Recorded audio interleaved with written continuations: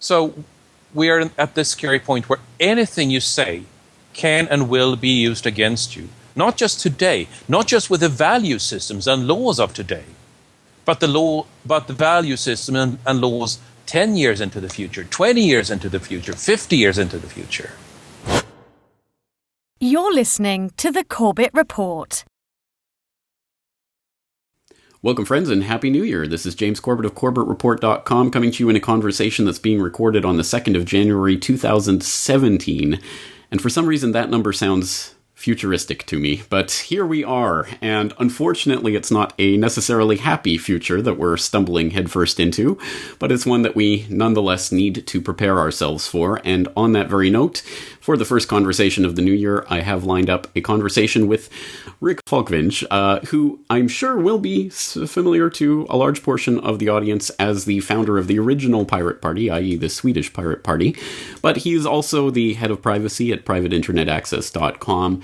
And it is in that capacity that we're going to be speaking to him today about a very interesting story, and one that, again, has implications for everyone all around the world. Me in Japan, himself in Europe, everyone else who's listening to this conversation. And we'll take this from a blog post that Rick put up at privateinternetaccess.com on December 1st, 2016. So this is a month old, and this story might have gotten lost in the news, the crazy news feed that we've had over the last month or two.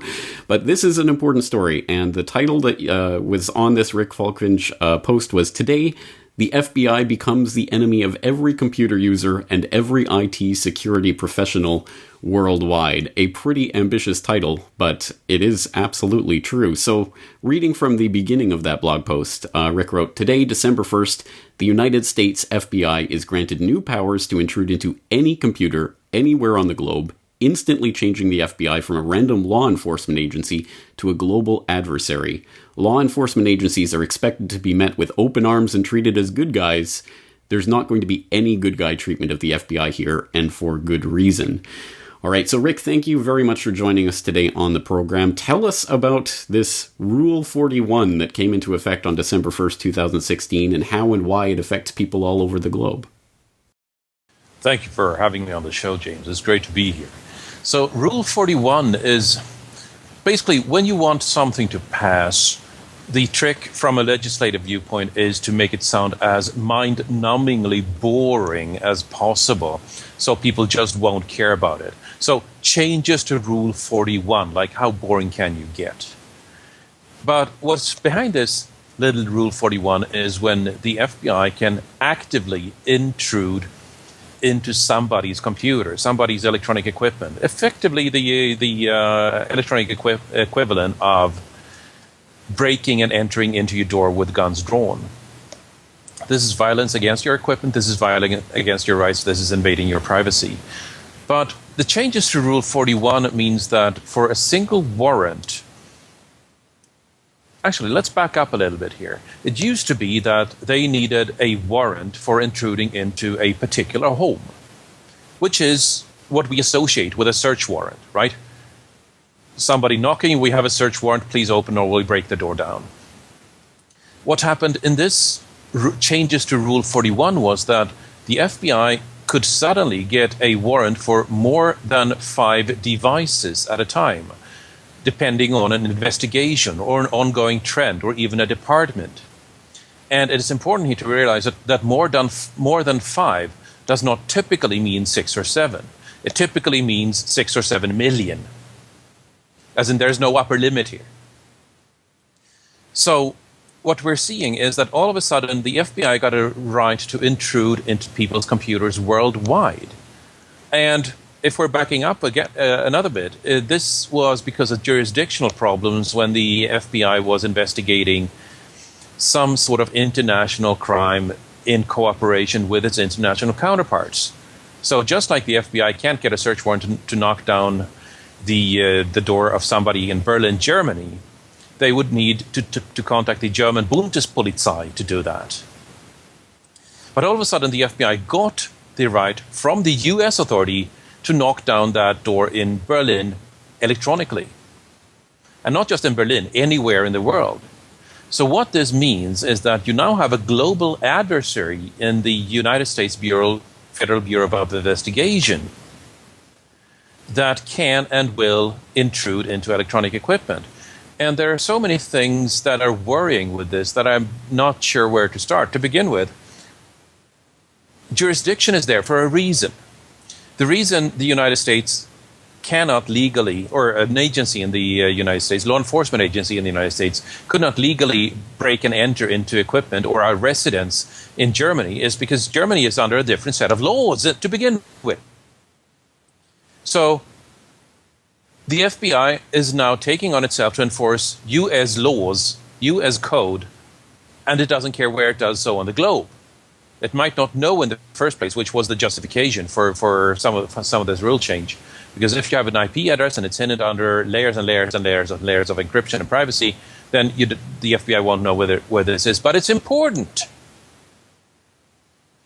The second thing here is that seeing how the FBI is now breaking into a server in Germany or Angola or Japan or wherever, that makes them effectively no different from a random criminal anywhere else in the world. Because the German Bundespolizei sure as hell didn't give the FBI the right to intrude into any server in Germany. They're just a random criminal as far as the German Bundespolizei is concerned.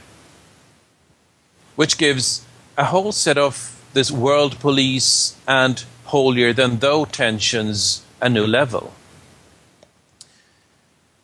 And what's really concerning is the two things about this apart from jurisdiction. First, the scale of it. We've seen when the NSA is given permission to intrude on somebody that they're doing it now by the millions. I saw a number, I think it was ending the Citizen 4 movie, the Oscar-winning movie from Laura Poitras about Edward Snowden and how he came out and exposed the NSA, that there's now well over 1 million people just on the special watch list. And that's getting ridiculous. There is no justification for having several million people getting being specially watched. That's when you're overreaching by far. The second thing here is that there is a very dangerous conflict of interest.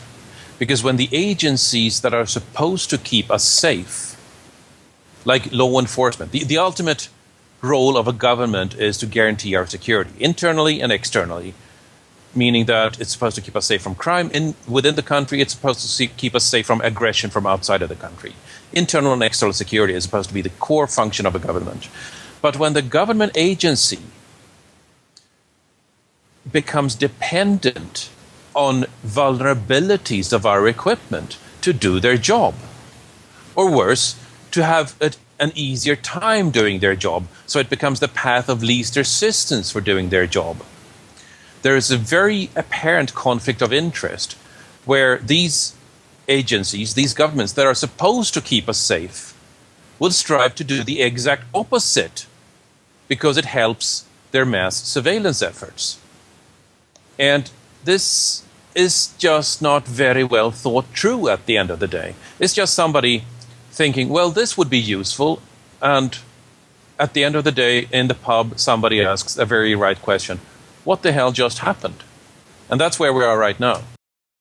Well, that isn't even a theoretical concern because we've already seen the active collaboration between government and big tech that has created so many loopholes, backdoors, and other ways for government, of course, to gain access, which means any criminal of any intent to gain access. So let's back up for a moment. For those who aren't aware, this is part of the Federal Rules of Criminal Procedure, which again is the U.S. Federal Rules of Criminal Procedure. Specifically in Title 8, Rule 41 is called Search and Seizure, and it's laying out, as you say, the different rules for getting a search warrant. But it's interesting to note, and I'll throw the link in the show notes as always, so that people can go read it for themselves. This section is relatively short, but the notes on the amendments that have been added over the years is very voluminous, which I think speaks to the volumes, to the way that the idea of a search warrant has changed over the years. Obviously, with 2016 being no exception, with some of the huge changes that they just passed to Rule 41 that you've been pointing out. But let's play devil's advocate here for a moment on the side of the Department of Justice, who would argue that this is First of all, nothing new. It's just a clarification of existing standards by which search warrants are issued. And secondly, since it is a search warrant, it will require probable cause. So if you're not doing anything wrong, you have nothing to worry about, right? This is an excellent rebuttal, and it's what you would hear when talking to people on the street. It's what you would hear in a legal debate. So it's very good to know how to respond to this. And let's take it one at a time. First, it requires probable cause. Well, yes, as in we have a probable cause that crime is happening, so we are starting to look for all the systems that might be involved in this. You have a botnet of 1 million computers. There's your probable cause. All of a sudden, 1 million households are now subject of this probable cause. So it's, I believe, and correct me if I'm wrong here, I believe that the probable cause goes, that the bar is now as low as can assist in an investigation. It's not even that you need to be under particular and individual and prior suspicion of a serious crime, which used to be the bar. It's now that if it helps their job in any way, they might intrude on your privacy, even if you weren't even peripherally involved in wrongdoing. If it helps their investigation. And this, if it's nothing, if I haven't done anything wrong, I don't have anything to hide. Let me go down that track in a minute, because I want to explore the future a little more here, because we can see hints of what's coming just around the corner here. And I'd like to go back to 1970s science fiction to see some very interesting parallels about what's happening right now in society. Some of Isaac Asimov's work, the guy who laid out the 3 laws of robotics, a robot may not harm a human being or allow a human being to come to harm, was the first law. The second law, a robot must obey a human, except where doing so conflicts with the first law. And third law, a robot must preserve its own health and well-being, except where doing so conflicts with the second or first laws. This was interesting in that there had, in one of Asimov's books, called The Naked Sun, there had been a murder on a faraway planet which was mostly populated by robots, and people didn't really like to meet each other anymore because robots fulfilled all the needs. And so this human detective went to the residence where a murder had taken place and started interviewing all the robots who were perfect witnesses to the crime, and who were objective witnesses and had perfect memory. And reading this book as a teenager, I thought it was perfectly reasonable setup. Like, of course you would want to ask the robots around the house what had taken place. And then I sort of fast forward to today and realized that, that's kind of exactly what's happening. When you have an Amazon Echo and police want to ask this particular robot, what did you hear? Only they're going to Amazon to ask, what did this robot hear? That's exactly what was happening on this faraway planet in this science fiction. And so I think that seemed reasonable in the 1970s, all of a sudden has enormous privacy implications for present day, because when we buy a toaster, we don't see it as a subject with its own agency that is able to respond to police questions about our behavior. When we buy a robot, when we buy a television set, we don't think as these gadgets as witnesses to everything that's happening in our living room. We don't see them as having potential agency against us. Whereas if we had a more humanoid robot, we might be able to anthropomorphize it and think of it as a subject of its own. But we don't see the gadgets as having this agency.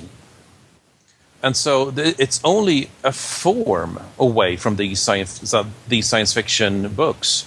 As in, our television set doesn't stand on 2 legs and walks around. And therefore we don't think of it as a subject in its own right. So there is a leap here, which is happening right now, where can robots be witnesses to crime? And if they can, which is easier to argue that it's reasonable, then who has agency and who has not? Who can coerce agency? Who can coerce a subject if it has agency? These are very, very big questions, and they're happening right now, which leads us back to Rule 41 and the FBI, who can coerce electronic equipment to give up data. In the FBI case, they are intruding using violence, using vulnerabilities, using weaknesses that may or may not have been deliberately planted. We have seen examples of deliberately planted weaknesses in, I saw one in a Huawei router, Chinese equipment. There have been other backdoors planted with or without the knowledge and consent of management and governments. But we know, for example, that governments are taking themselves to the right to use this kind of force. Look, for example, at the infamous national security letters of the United States, which means that the Department of Justice or Department of Homeland Security sends a letter to a corporation, coercing their assistant and gagging them to ever talk about this assistant taking place in the first place. So we are at a time now where a corporation's government and jurisdiction needs to be part of a threat model. And we don't think in those terms yet. We don't think in terms of, is this corporation based in the United States? If so, the corporation does not have agency to promise me privacy, which is why private internet access has servers all over the world as a sidetrack here. And we are just anywhere it turns out that private internet access doesn't have agency to promise privacy, we just shut down. We did that in Russia, for example, when Russia tried to seize our servers. They didn't get anything because they were encrypted, and at the time we just never brought them back up, because if we can't trust the government, there's a very real threat to privacy. So those were a lot of different diverging and trying to paint the bigger picture here of what's going on. We are moving into the bigger question of who has agency and who can coerce. And those are fundamental questions as we're moving into the Internet of Things, where your scale is going to tell on you that, maybe to your insurance company, that, hey, Rick gained weight and his body's fat is going up too. And then the treadmill tells my insurance company, and his heartbeat is going up when he's jogging. He's not taking care of himself. You should raise his premiums. This is 5 years away at most. So these questions aren't being asked, and I'm really concerned about that. These changes to Rule 41 is just one part of a very, very big picture that all goes toward government using coercion against agency of electronic equipment that is, frankly, monitoring everything we do today. And again, just to back you up on this is ripped right from the headlines, where there is an ongoing murder case in Arkansas where the police are attempting to subpoena Amazon itself for the Amazon Echo records of the person in question. So exactly, I brought this up as an example. I mean, yes. there's also that question, like, do you have the right to coerce the robot, the Amazon Echo unit? And if you can't coerce that unit, maybe you can coerce a third party, Amazon, where the people being investigated don't even have agency to refuse giving out the data.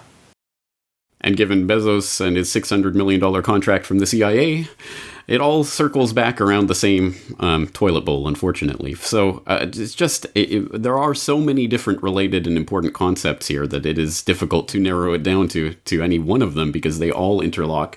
Let's get back to the question then. For people who are concerned about this, obviously the first thing that people will think to do is encryption. Encrypt your traffic, encrypt your connections so that you cannot be so easily penetrated by the FBI and other would-be penetrators of information. But wait, if you're encrypting your traffic, if you're trying to make yourself anonymous, doesn't that actually cross that threshold of probable cause? It does, and that's another problem. I mean, I don't know if this was related to the rules the changes to Rules 41, but I saw it in the context of those changes, that actively encrypting your traffic or using what did they call it? An identity concealment procedure, or some legal mumbo-jumbo like that, Anyway, wanting to stay anonymous, wanting to exercise the rights you have under the US Bill of Rights, the European Charter of Human Rights, and so on, and many similar documents, makes you a suspect and gives the law enforcement agencies probable cause to invade your privacy. I mean, this is such a ridiculous catch-22. Do you have the right to privacy? Yes, unless you actually try to enforce it, in which case you don't anymore. Like, I'm sorry, but that's just bull. So let's go back to this question you asked. If you don't have anything to hide, you don't have anything to fear. Because I'd like to drill down into that a little bit. The first obvious, there are 4 layers of rebuttal to that are each very important. And they start out by being fairly obvious, but not so important, to being not obvious at all and absolutely crucial. The first rebuttal is that the rules may change. Once the surveillance is in place, the rules which are being enforced by that surveillance may change to something you don't agree with at all. For example, if we're taking an extreme example, which really isn't that extreme because it's already happening, if you agree to having cameras in households to prevent domestic abuse, which is a laudable goal and whatnot, the next election, some party, some really fundamentalist conservative party which wants to outlaw homosexual relations might come into power. And now this party, this administration, has cameras into every household. And so you're turning what used to be beneficial surveillance, as far as you were concerned, into something that's absolutely dystopic and tyrannical. And we've seen a little of this wake up in the US intelligence community that, oh, Obama was so good, so we didn't mind invading everybody's privacy then. But now there's a new president taking charge, and we're not really comfortable with this anymore. I'm sorry, but you should have thought of that bloody earlier. The second thing is that it doesn't matter if you think you're white as snow. It doesn't matter if you're not literally not doing anything wrong. Because what matters is how people will interpret what you're doing. How automated systems will look for patterns and activities that don't match these patterns and put a big fat red flag on your record. If I'm pausing at a bar on my way every day home from work because they happen to serve the best deer meatballs on the planet, and I love their deer meatballs with mashed potatoes, then the Department of Driving Licenses will draw certain conclusions from me stopping at a bar and keeping driving from that bar every day home from work and revoke my driving license. I will eventually get it back, maybe, but it'll cause me to think twice about how does this look, as opposed to is what I'm doing legal and completely in the clear. Having meatballs at the wrong place can cost me my driving license. Let's go one step further. In many cities, in many countries, sex work is still illegal. And so if I were stopping at the principal area where sex work takes place every Friday evening, some sort of social department would draw conclusions from that. They would not care that what I was doing was helping my grandmother with her weekly groceries because she happens to live there. So I would stop there for 2 hours to help her shop, carry up her groceries, and so on and so forth, which is absolutely indisputably doing a good deed from every aspect and so on. But the people seeing my behavior, seeing how my car is moving, will draw completely different conclusions. And that would probably cost me not just my job, but also my family, custody of my children, and so on. I might eventually win in court, at which point I would still have lost custody of my children permanently. And winning, that is not my idea of winning. And it's important here that, as point 2.5, this assumes the systems even have correct data, which, time and again, they haven't had. Actually, let's just skip to point 4 directly here. Because at the end of the day, this is about that we have a deep psychological need for privacy. When you say, if you want privacy, then you're a bad person, you might as well say that if you need food, you're a bad person. If you need water, you're a bad person. If you need love and intimacy and social recognition, you're a bad person. Because in every single society, in every single surveillance society, people have responded with carving out small niches where they could have at least something to themselves. Let's take a concrete example. When I'm going to the men's room, I lock the door behind me. That's not because I'm a criminal. That's not because something secret that I want to hide is going on there. It's fairly obvious, frankly, what happens in the men's room when I lock the door behind me. But I think I have a right to have that to myself. And that, at the end of the day, is what privacy is about. Even if it's nothing bad, most of the time it's not. We have a right to keep some things to ourselves. And that's a very deep human psychological need. And that is completely overlooked in the debate. Well, all very good points. So let's cut to the chase, which is, well, okay, so the FBI is the enemy of computer users all over the world, and whether you're part of some botnet without knowing about it, or even if you're not, even if there's just some other reason that the FBI has found interest in you and wants to intrude into your systems, they may be doing it at the moment, they may choose to do it later. You may never know precisely. You may never know. Exactly. So, that's part of... So the question becomes, well, if the FBI is the enemy weapon system here, what can people do to protect themselves from this? There are two major aspects of this. One is protecting your data in transmission. The other is protecting your data in storage. And the third would be protecting your sensors.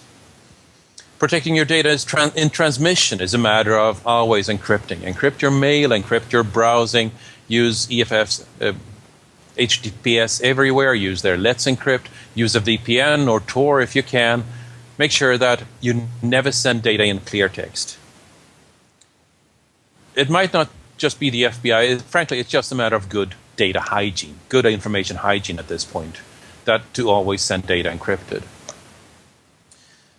Second, all my machines around here, it doesn't show on camera, but I have a number of machines. I'm a nerd, so there's no big surprise there. They're all encrypted. If somebody flicks the main power switch, they don't come back up. I need to manually unlock all of them. That is another layer of security. If there's a search and seizure physically in my residence, then nobody gets anything.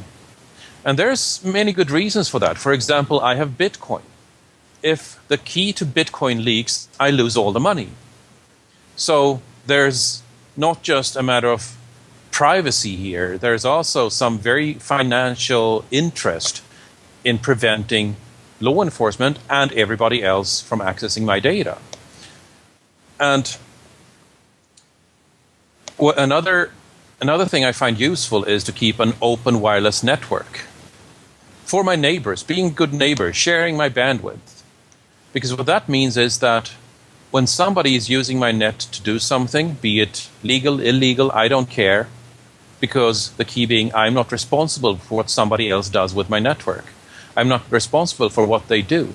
And that gives me plausible deniability for anything that happens coming out of my IP address. So while that might make you a target, it also gives you complete deniability for what cannot be proven from your machines. And while this sounds as concealing wrongdoing, let's go back and remember that wrongdoing is entirely subjective. And if you're looking to the government to be a guide of ethics, you're going to come away deeply, deeply disappointed. So what can people do? Use a VPN, use encryption in transmission, in storage, and disconnect the sensors you can. Most of them you cannot disconnect. So be sensitive to, be aware of when there are sensors around you, and that they will, at the end of the day, or just 5 years out, be seen as those robots in the naked sun on the planet Solaris who law enforcement can ask exactly what happened here on this particular day in history, because we're not that far out, and in many cases that's already the case. Well, I remain skeptical of the idea that we can truly anonymize ourselves from a dedicated agency like the NSA that truly wants to access your data, if they really do, on the individual level. But as you say, it's protecting yourself from everyone, including criminals and random other people, as well as not making the law enforcement job any easier for them, so that you won't be caught in some giant dragnet just by accident. Extremely important. It is. I mean, it's a matter of how much resources does your adversary have? Exactly. If somebody with, say, a pen wanted to break into my home, they would likely fail. If they came with a battalion of Katyusha rockets and would be prepared to level the entire block to get into my flat, or at least get me out of it, I would not be able to resist that. Same thing with the NSA and the FBI. If you're just a random IP address on the net, why bother? If they're putting $3 billion into intruding into your systems, you're going to have a hard time resisting that.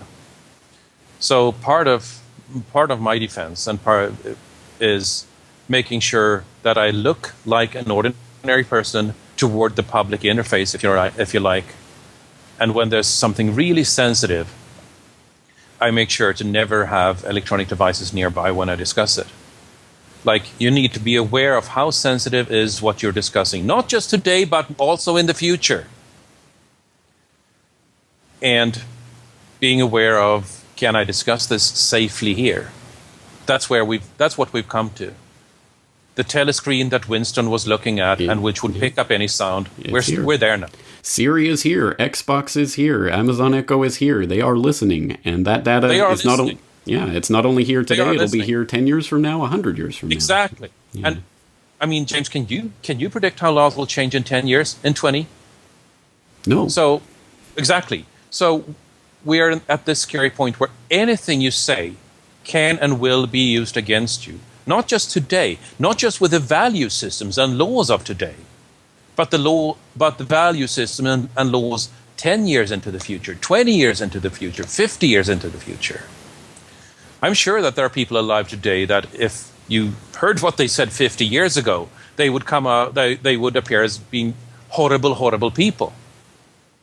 That's going to be a real challenge 50 years from today, because we're going to be around. And people will be able to hold what we said against us.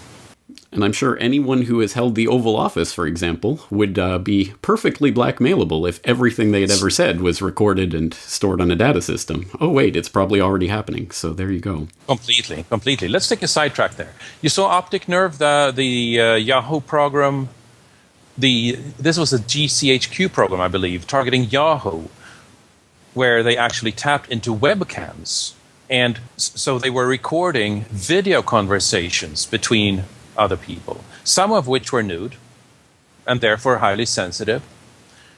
The key thing, as you point out here, is not that the senator had a nude conversation. The key thing that makes it useful for the NSA is the senator had a nude conversation with somebody who was not their spouse. They don't really care about seeing the nude pictures. What they do care about is having the leverage against adversaries in Congress. And that's where it gets scary. This is a very, very deep, very scary conversation in a lot of ways. So let's try to finish on something of a more positive note. This is your first time on the program, and perhaps there are people out there who haven't heard of your work before. So why don't you introduce us a little bit to yourself and the work that you do? Lovely. So, in 2006, I founded the Swedish Pirate Party. We were founded on the ideals of privacy, on shared culture, and freedom to innovate. Essentially being adversaries of the copyright industry and the way they're cracking down on the internet, and having something as conservative, if you like, as the rights of our parents, bring that with us to our children. Something as simple as sending an anonymous letter, having the right to walk about anonymously in public. All of these are rights that our parents had. sending something anonymously to anybody else without being tracked for it. And our children don't. So we were quite successful. On less than 1% of our competition's budget, we became the biggest party in the sub-30 demographic, which everybody's gunning for, the youth vote. And we did that on a budget of 50,000 euros. Our competition had 6 million between them, so we were more than 2 orders of magnitude more cost efficient in actually succeeding in changing policy. I later wrote a book about this methodology we used called Swarmwise. Looks like this. You can get it for free online as a PDF or buy it from Amazon. And it highlights how this methodology, where you enroll a lot of volunteers simply on the basis that they get better leverage for their efforts when working through your organization than they would have done on their own. So you create a huge loose network of people who just move generally in the right direction. And that's when you get this 2 orders of magnitude as cost efficiency. It's filled with very tactical advice in terms of practical advice and so on in how you build a global movement. And today I'm working as head of privacy for privateinternetaccess.com. And what attracted me to this particular VPN company was that they take privacy seriously. Or as you said, we take privacy seriously because I'm working with privateinternetaccess.com at this point. As in, we do not log. If there's a log, it's vulnerable. If there's a log, it can be subpoenaed. And to the best of my knowledge, we're the only VPN company where there is a public court record saying that we tried to subpoena this company, but they don't have any logs. And that makes me both happy and proud to be part of that team. Absolutely so. Well, I am going to throw the link into Swarmwise on falkvinge.net in the show notes so that people can read that. I hope they do so because I hope to have you on in the future to talk more about that aspect of the work that you do so that we can look forward to things that people can be actively doing. I think that's an excellent idea and really does, I think, coincide quite nicely with my vision of open source collaborative journalism as the next step forward. It does. Thank you, James. I was looking forward to it. Excellent. Well, thank you very much for your time today. Not a happy topic, but one that people definitely do need to be facing. So I'm glad that you're here to help us understand some of this. Again, the links to all the things that we've mentioned today will be in the show notes for this episode. Rick Falkvinge, thank you very much for your time. Thank you so much. Been a pleasure. The Corbett Report is brought to you by the Corbett Report subscriber, a weekly newsletter featuring James Corbett's International Forecaster editorial, recommended reading and viewing, discounts on Corbett Report DVDs, and once a month, a subscriber-only video. Sign up today to start receiving your copy at corbettreport.com/support.